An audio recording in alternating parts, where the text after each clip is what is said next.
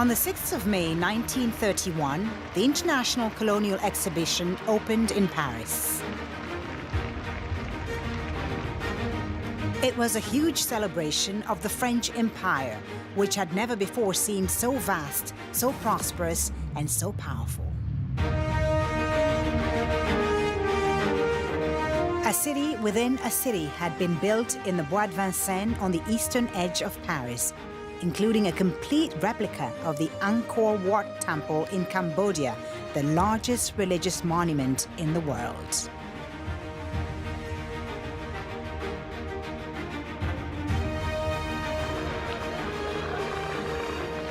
Visitors could tour the whole world in a single day, and the show was a huge success, with 33 million tickets sold in 6 months.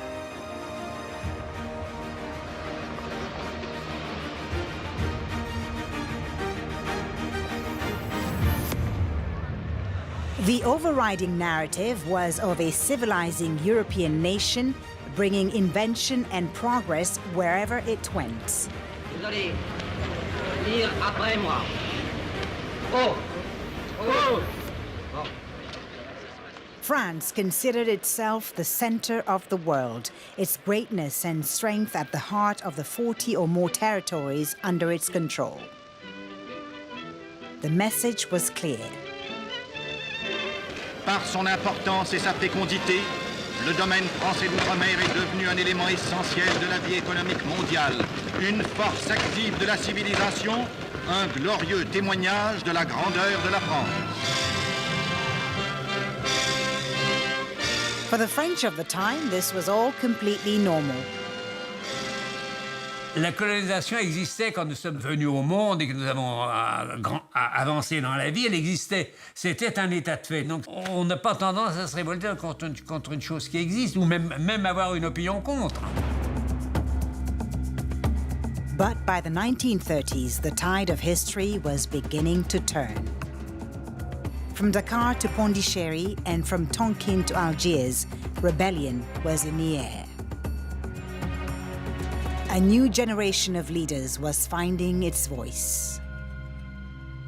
Alal El Fassi in Morocco, Habib Bourguiba in Tunisia, and Messali Hadj in Algeria were questioning the colonial order.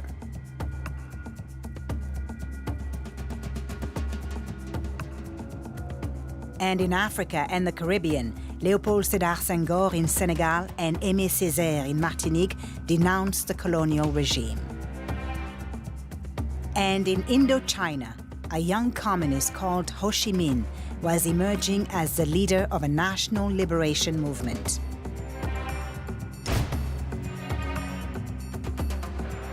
People in the colonies simply wanted their dignity.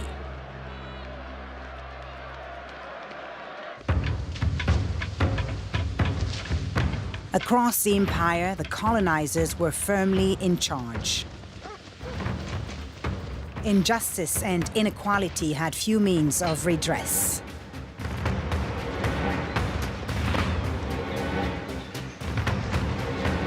Regimes were authoritarian, and among the millions living under colonial rule, only a few elected officials had the right to vote.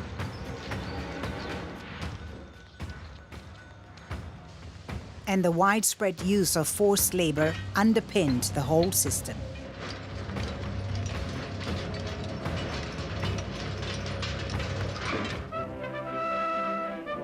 A powerful symbol of this exploitation of labor was the construction of the Congo Ocean Railway, opened in 1934. C'est une grande œuvre coloniale française qui vient d'aboutir. 930 millions ont été dépensés pour cette œuvre qui a permis de relier le bassin du Congo directement avec la mer. C'est non seulement un grand progrès dans la mise en valeur des colonies françaises, mais aussi une amélioration du sort des populations indigènes de l'Afrique équatoriale. But progress was built on the blood and sweat of local people, and the new railway cost 20,000 African lives from exhaustion or disease.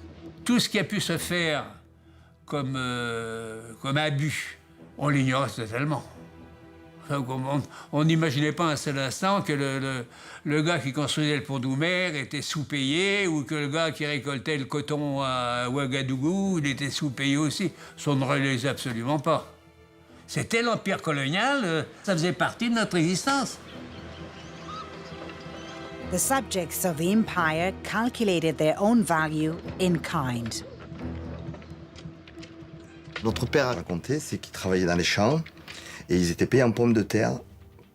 Et que donc une fois que la distribution de pommes de terre était faite à tous les ouvriers, eux, les indigènes, devaient se partager les pommes de terre les plus pourries. Les belles pommes de terre, elles étaient à vendre pour le colon, et les pommes de terre abîmées, ils les partageaient en deux, la moitié pour les ouvriers et l'autre moitié pour les cochons. Et tu vois, on valait pas mieux que les cochons, mon fils.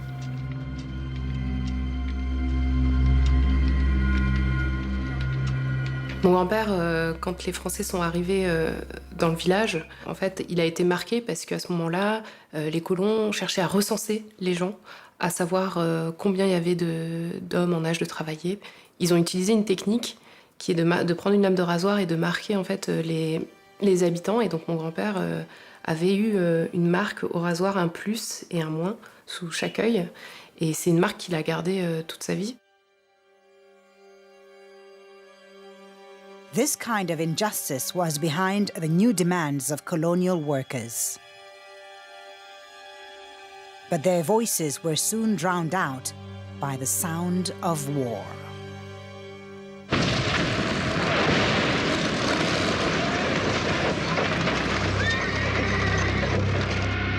On the 1st of September 1939, the world exploded.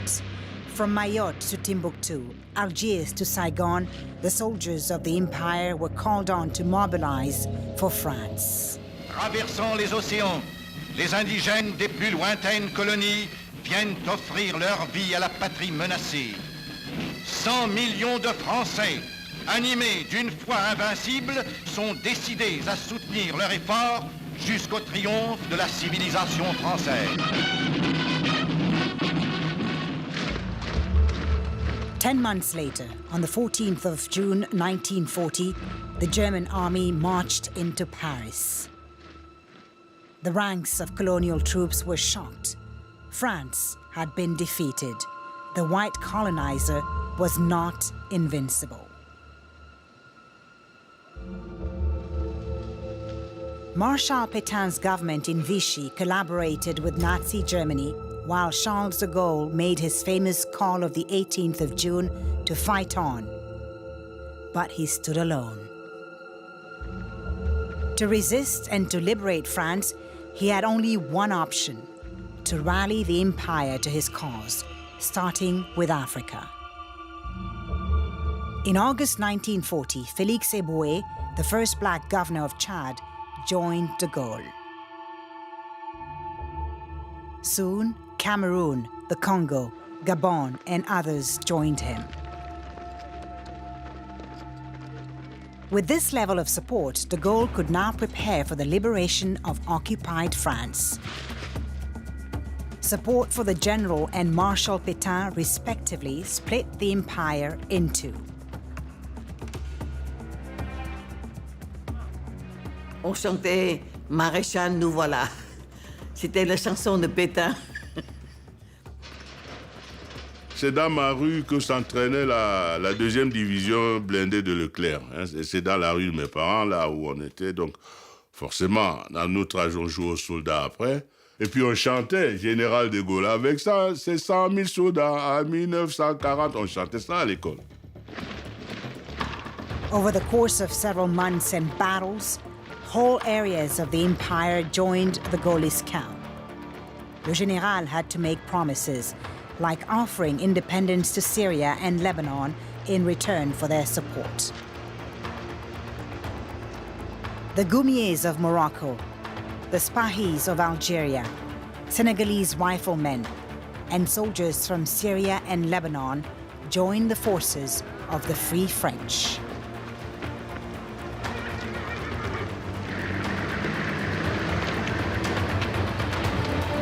From the hills of Monte Cassino to the forests of the Vosges, the soldiers of the empire flew to the rescue of occupied France.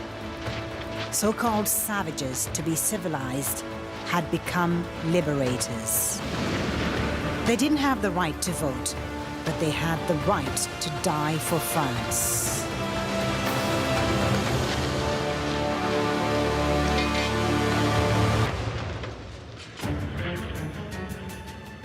But in 1944, as the defeat of Germany's Third Reich began to look likely, nationalist demands once again shook the French colonial order. As de Gaulle crisscrossed the empire, he heard their call.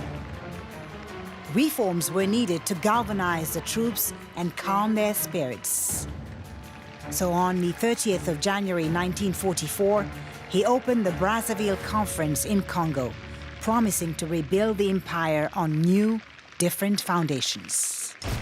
Nous croyons qu'aucun progrès n'est ni ne sera un progrès si les hommes qui vivent sur leur terre natale, à l'ombre de notre drapeau, ne devaient pas en profiter moralement et matériellement. Voilà ce qui est le devoir de la France ici. To a room full of colonial officials, de Gaulle expressed a willingness to change. But independence was not on his agenda. France's greatness depended on its empire. Disappointment spread across the colonies. 7 months later, in June 1944, Allied forces landed in Normandy and then in August in the south of France. The war was not over yet, but the reality for the colonies was harsh and would lead to yet more bloodshed.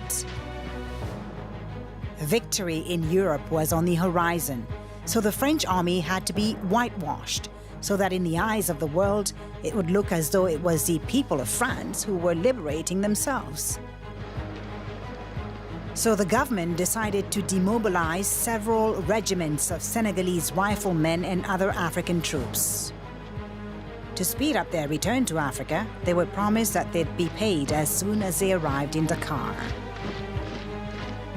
The riflemen duly set sail. Mon père s'appelait Antoine-Jean Abibou. Et il a été enrôlé dans les tirailleurs sénégalais. Ils débarquent à Dakar. Ils sont envoyés dans un camp qu'on a préparé pour eux. Il y a plus d'1 millier de personnes dans des baraquements. Et ils continuent la procédure pour se faire payer leurs émoluments, qui étaient indus. Et à force d'insister, un jour, le commandant du camp de Thiaroye leur donne rendez-vous sur la place des armes à Thiaroye. But the colonial authorities claimed that their demand for pay amounted to a mutiny and ordered French troops to fire on the West African soldiers.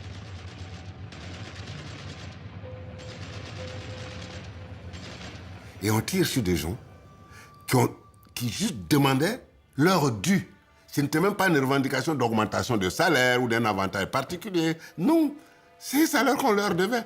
Ce que je sais, sinon je ne serais pas ici, c'est que mon père s'est couché tout de suite. Et il fait partie des gens qui survivent et qui sont par contre désignés comme étant des meneurs de cette soi-disant rébellion armée. Et on condamne 34 personnes de 10 ans à 2 ans de prison. Mon père a été condamné à 10 ans de prison. What started as an act of repression became a massacre. The French claim that 35 died, but war veterans and former prisoners of war say 300 African soldiers were killed on the 30th of November, 1944. White troops had fired on their black brothers in arms. There are no contemporary records, only word-of-mouth accounts. French propaganda chose instead to film the joyful return to his village of a rifleman, probably unaware of the tragedy in Thiaroye. Amadouba a le sens du protocole. Il prend la tête du cortège dès que les gaz sont en vue. Le village est en effervescence. C'est un véritable événement que le retour du guerrier Amadouba. En son honneur, les tam-tams se déchaînent, les femmes dansent. Spontanément, le village entier témoigne son allégresse par une manifestation traditionnelle.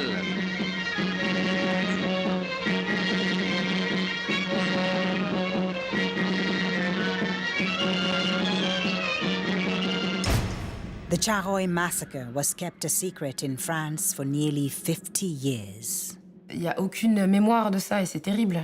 C'est terrible qu'il n'y ait pas de mémoire des événements passés, qu'il n'y ait pas de cette transmission-là. Et d'une certaine manière, les massacrés de Charoy, s'ils ne sont pas connus aujourd'hui, c'est comme si ils n'avaient pas existé.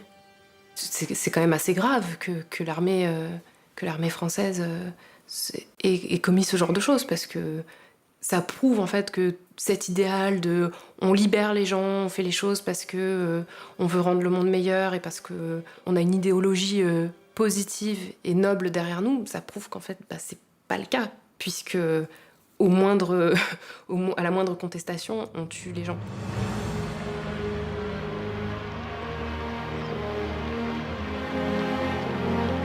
The 8th of May 1945, victory in Europe. Nazi Germany surrendered and the rest of Europe rejoiced. France and its empire celebrated the end of 5 years of fierce fighting and the step-by-step reconquest of home territory. It was epic. In Tunis, Brazzaville, Dakar and Algiers, people also took to the streets in celebration.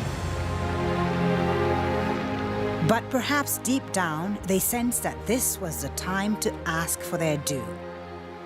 They'd shed their blood, now it was payback time.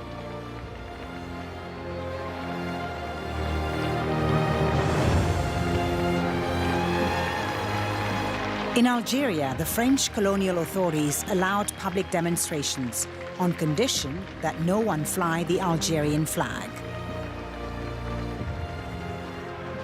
But in the city of Sétif, the parade would turn into a battlefield, one that lives on in memory today.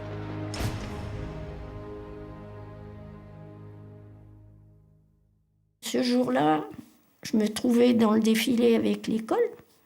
Et à un moment donné du défilé, on entend un coup de feu.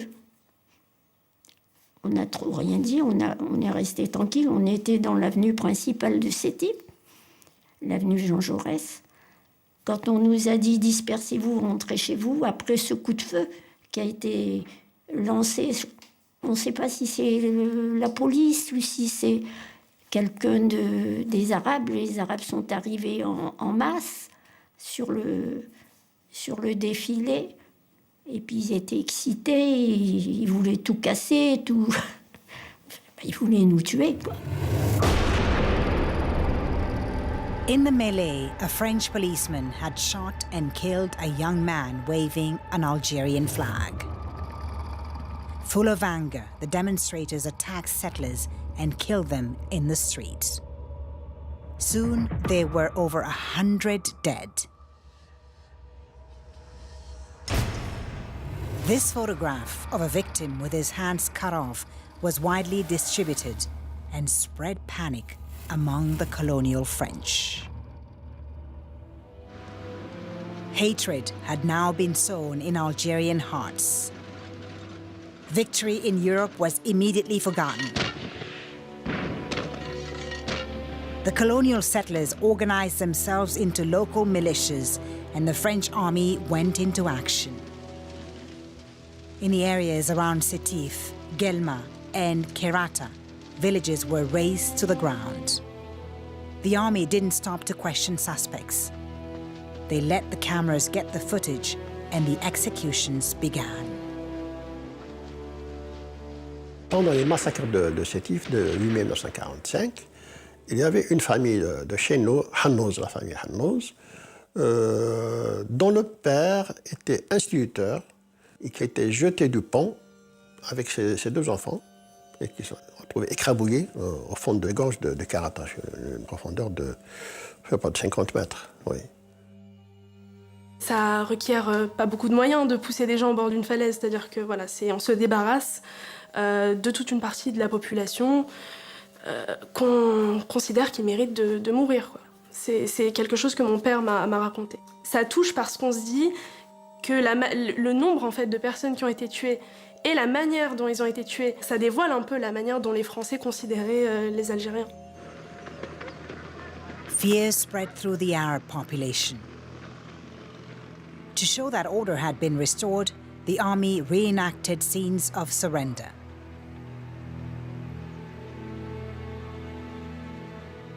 Unloaded rifles were given to villagers gathered specially for the occasion.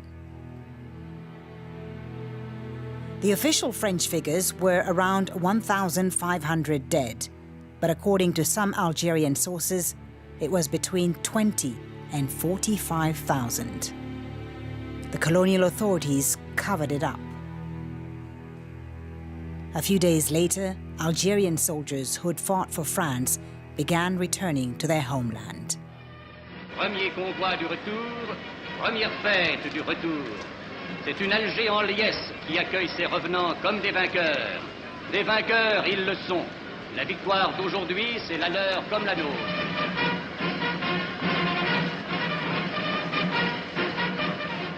Les soldats algériens qui sont revenus de la guerre ont trouvé dans la région de Karata de Galmatiétif leurs maisons incendiées, leurs familles décimées.